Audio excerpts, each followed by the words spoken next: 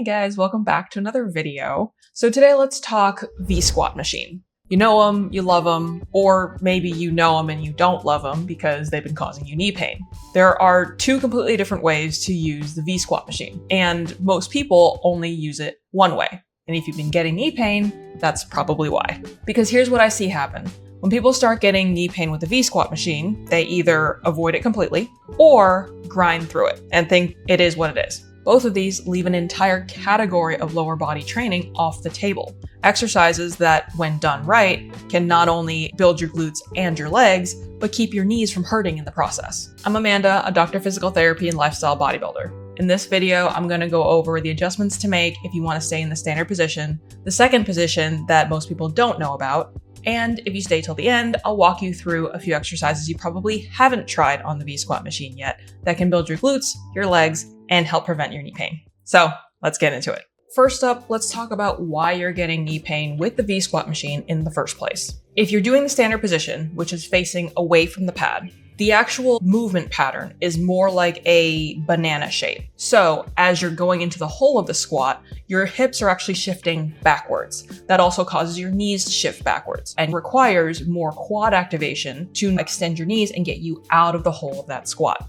It's not a very natural squat pattern, but if it's causing knee pain, it's likely because you're requiring more quad activation to drive you back up. Now, not all V-squat machines are made the same. Some are heavier than others. The two most common brands I've seen are the Hammer Strength and the Booty Builder. The Hammer Strength is lighter, so it may be easier for you to load up that machine without feeling knee pain. However, the limitations are it doesn't get you as deep into the hole of the squat. If you have more mobility in your hips and knees, you'll often find that the Hammer Strength machines will hit the safety at the bottom before you actually get to your deepest range of motion. However, the benefits of a lighter machine are you can load it up with more weight without feeling like you're getting as much pressure in your knees. The Booty Builder one, on the other hand, is heavier. You don't need a lot of weight to actually feel the load of the machine. And I've seen this too many times. People think it's exactly the same as a hack squat and will load up that Booty Builder machine and then fail out at the bottom because it's too heavy and they can't get out of the hole of the squat. So if you're trying the Booty Builder machine with a standard V squat for the first time, start with just the load of the machine first and you will feel the difference. But the benefits of the Booty Builder machine are you can get a lot deeper into the hole of the squat. You don't feel like you're hitting a safety at the bottom,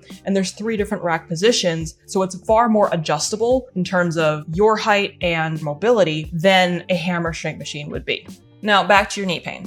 If you're set on doing the standard V-squat position, there are 4 different adjustments you can make in order to prevent or address your knee pain. First one being foot position. The closer your feet are underneath you, the more knee flexion you're going to need to get into the bottom of the squat. And that also means more pressure to the knee joint itself. That can cause increased pain.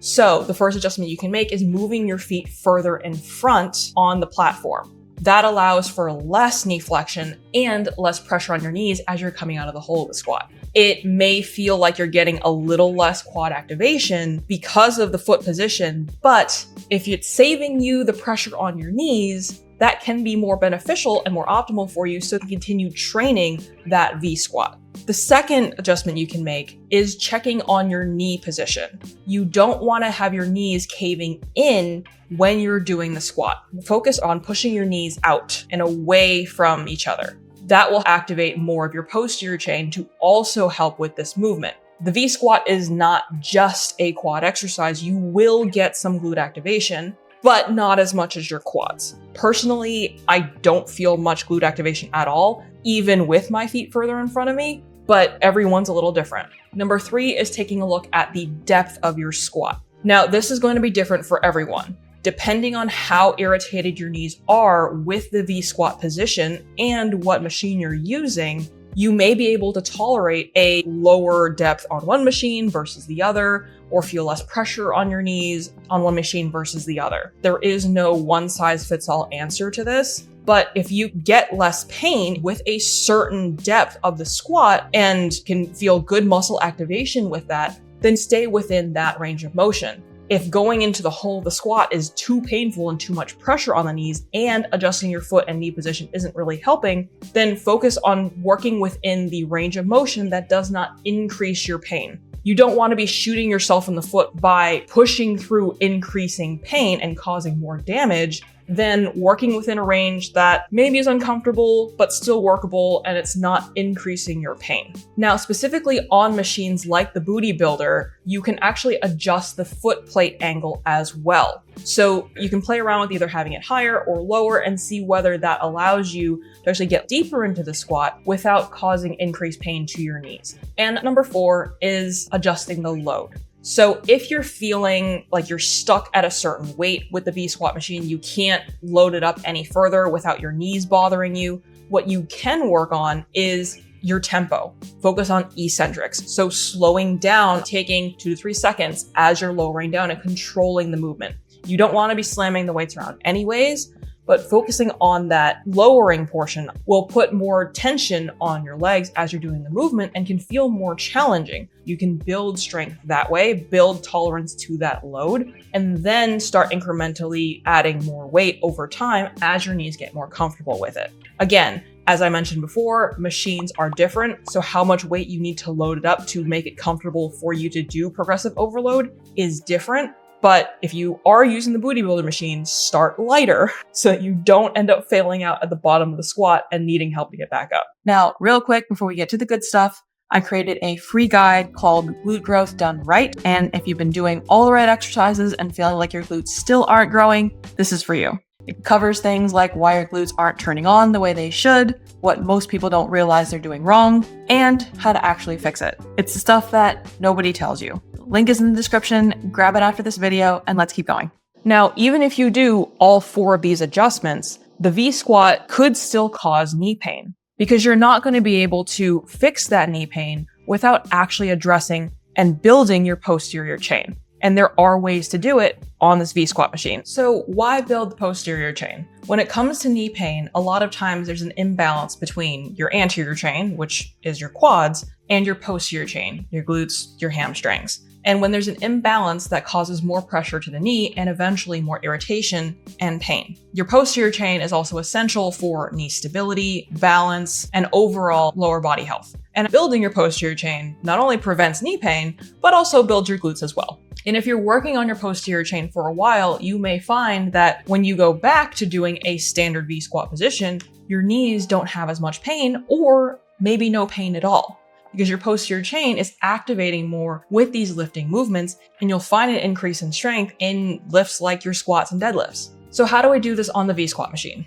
You're gonna start by facing the opposite direction. You're gonna do a reverse hack squat. Now, again, your setup is going to change a little bit depending on the brand of the machine that you're actually using, but your position is going to be facing the pad. The higher your feet are on the platform, the more you should be getting more glute activation. Machines like the Booty Builder, like I said before, will allow you to adjust the foot plate angle. And the higher the angle, the more you're going to target your glutes. On the Booty Builder machine, the shoulder pads are also angled, so you don't feel like you're sliding forward or like you're going to hit your head on the pad when you're doing these squats, especially as you load it up. On the hammer strength machine, those shoulder pads are often thinner, more uncomfortable in this position, and as you load up the machine, you'll find you're sliding forward. And you start having to either push your neck back in order to keep your head from hitting the pad, or you have to actually rest your head on the pad or feel like it's compressing your neck when you're doing that because you're sliding forward slightly. It's not as comfortable doing the reverse hack position on the hammer strength, but it is doable if that's the only V-squat machine you have available in your gym. Now, when you're doing the reverse hack, have your feet about hip width apart, maybe slightly wider depending on what's comfortable for you and depending on how large your platform is. Slightly angle your toes out and sink your hips back like you're sitting into a chair.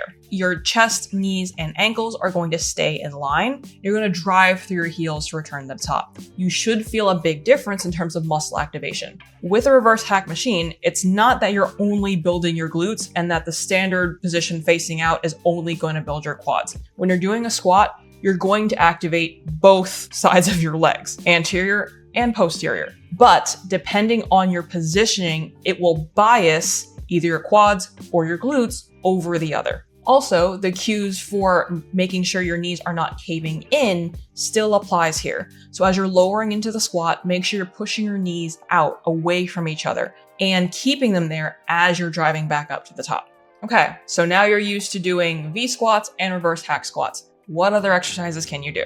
I have a few for you. Now you can do a B stance single leg squat as well. So now that's focusing on unilateral leg strength, single leg versus double, and you can focus on really addressing any imbalances you may have one leg versus the other. Setup is similar to a reverse hack squat. The leg that you're working is going to be more centered on the platform.